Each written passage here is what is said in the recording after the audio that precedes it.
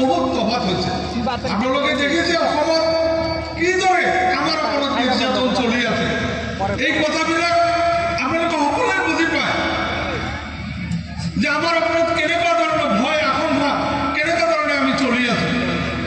গতিকে সেইকাৰণে আপোনালোক কৈছোঁ নিৰ্বাচনটো অতি গুৰুত্বপূৰ্ণ। যদি এই নিৰ্বাচনত কিবা কৰি আমাৰ চৰকাৰ হ'ব নোৱাৰে দিল্লীত, তেতিয়াহ'লে দেশৰ সংবিধান চেঞ্জ হোৱাৰ সম্ভাৱনা আছে। সংবিধান যদি চেঞ্জ হয় আমাৰ অৱস্থাটো কি হ'ব পাৰে, এই কথাটো আমাৰ আইন মন্ত্ৰীসকল আমাৰ মুৰব্বীসকলে বুজিব। মই আৰু এটা কথা ক'ব খুজিছোঁ যে আজি বিভিন্ন দলে বিশেষ কৰি UDF হওক বা BJP AJP সকলোৱে কৈ থাকে যে কংগ্ৰেছে 70 বছৰে একো নিদিলে, একো নকৰিলে কংগ্ৰেছে। লগে লগে আৰু কথা কয় যে আমাৰ যিজন কেণ্ডিডেট ৰকিবুল হুছেইন ছাৰ, তেওঁ একো কৰা নাই, 15 বছৰে মন্ত্ৰী আছিল, কোনো একো কৰা নাই ৰাইজৰ কাৰণে। বন্ধুসকল, মই আপোনালোকক কৈছোঁ একদম কংগ্ৰেছ চৰকাৰ যেতিয়া দেশ পৰাধীন আছিল, আমাৰ এনেকুৱা মেয়ৰ মিটিং কৰাৰ অধিকাৰ নাছিল। দেশখন স্বাধীন কৰি কংগ্ৰেছ দলে আমাক এই অধিকাৰ দিছে মেয়ৰ মিটিং কৰা। এই দল কংগ্ৰেছ দল। আৰু আমাৰ যিজন কেণ্ডিডেটৰ বিষয়ে নানান কথা কয়। মই মাত্ৰ দুটা কথা আপোনালোকক কম। ইয়াৰ বহুত মুৰব্বীসকল আছে। আজিৰ পৰা 2 বছৰ আগত আপোনালোকে বিভিন্ন মছজিদত নামাজ পঢ়ি দোৱা কৰিছিল। কিহৰ কাৰণে? যেতিয়া হাইকোৰ্টৰ পৰা আমাৰ মহিলাসকলৰ যিটো প্ৰমাণ পত্ৰ লিংকেজ চাৰ্টিফিকেট বাতিল কৰি দিয়া হৈছিল, মনত আছে আপোনালোকৰ? মনত আছে নে নাই? আৱাজ দিব। তেতিয়া আমি মছজিদে দোৱা প্ৰাৰ্থনা কৰিছোঁ। আমাৰ কোনো গণতন্ত্ৰ নাছিল। সেই সময়ত কোনো দলৰ নেতা আগুৱাই অহা নাছিল। আমাৰ এইজন কেণ্ডিডেট, আজিৰ দিনৰ কেণ্ডিডেট, আমাৰ সকলোখিনি যিখিনি আমাৰ সংখ্যালঘু ল'ৰা চামৰ নেতা, আপাৰ আচামৰ নেতা, গোটেইখিনিক মাতি গুৱাহাটী আমাৰ MLA হোষ্টেলত বহাই পেলাই কৈছিল এই দুৰ্দিনত আমি মাৰবন্দী থিয় দিব লাগিব, আমি এক হৈ যুঁজিব লাগিব। আমাৰ এই কেছ আমি সুপ্ৰিম কোৰ্টলৈ লৈ গৈছিলোঁ। আৰু আমাৰ কেণ্ডিডেটে তেতিয়া সকলোতকৈ আগভাগ লৈ তেওঁ বিভিন্ন ধৰণৰ উকিলৰ লগত দিল্লীত যোগাযোগ কৰি আমাৰ আজি ইয়াত আমাৰ নাগৰিক আছে, তেওঁলোকেও চান্দা দিছে, আমিও দিছোঁ, আমি সকলোৱে চান্দা দিছিলোঁ। তেতিয়াৰ মন্ত্ৰী আজিৰ কেণ্ডিডেট ৰকিবুল হুছেইন ছাৰে তেতিয়া আমাক দিল্লী লৈ গ'ল। দিল্লী গৈ ডাঙৰ উকিল, সেইবিলাক উকিল কপিল চিব্বাল, বিবেক তানখা, ইন্দিৰা জয়সিং, সলমান খুৰশ্বিদ, সাদ্দাম হুছেইন, এইবিলাক ডাঙৰ উকিল দিল্লীত ধৰিল। সেইবিলাক উকিলৰ ফিজ কিমান জানে? আপোনালোকৰ গান লোন থিয় দি দিব। এজন উকিলে এবাৰ চহী কৰিলে বা এবাৰ যদি কোৰ্টত হাজিৰা দিয়ে 15 লাখ টকা লয়। 15 লাখ, 1-2 টকা নহয়।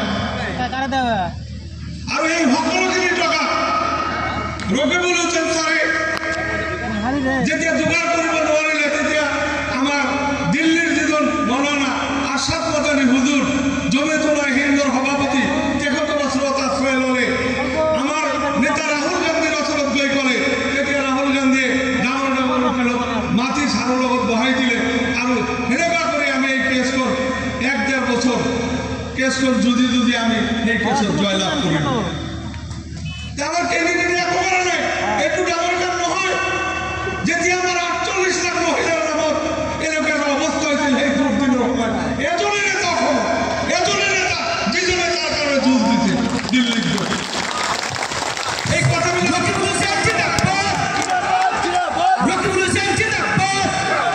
আমি কেৱল ইমানেই নহয়, মই এটা কথা আৰু আপোনালোকক কম।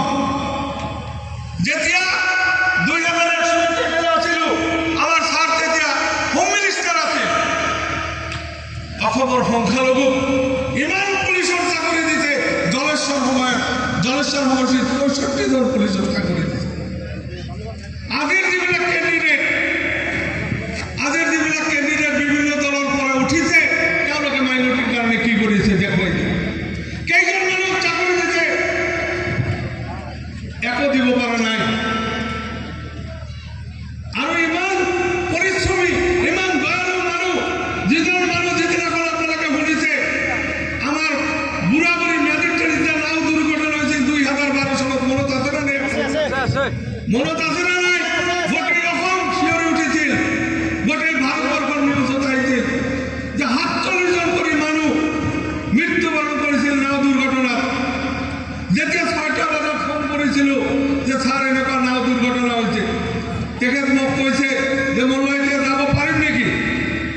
মই ক'লো ছাৰ এতিয়া নোৱাৰিব, কাৰণ ইমান গছ গছনি পৰিছে আপুনি গাড়ী লৈ যাব নোৱাৰে।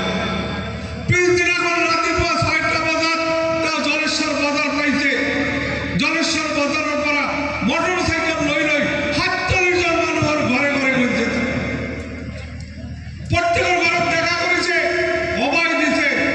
আৰু তেওঁ তেতিয়া অসম চৰকাৰৰ মন্ত্ৰী আছিল, আমাৰ পঞ্চায়ত মিনিষ্টাৰ। তেওঁ অসম চৰকাৰৰ পৰা 3.5 লক্ষ কোটি টকা এজন মানুহক দিছিল।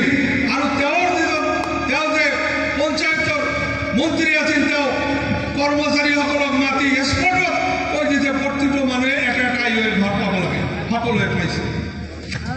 ইয়াতকৈ আৰু কি কাম কৰিব লাগে? এজন মানুহে কি কাম কৰিব পাৰে?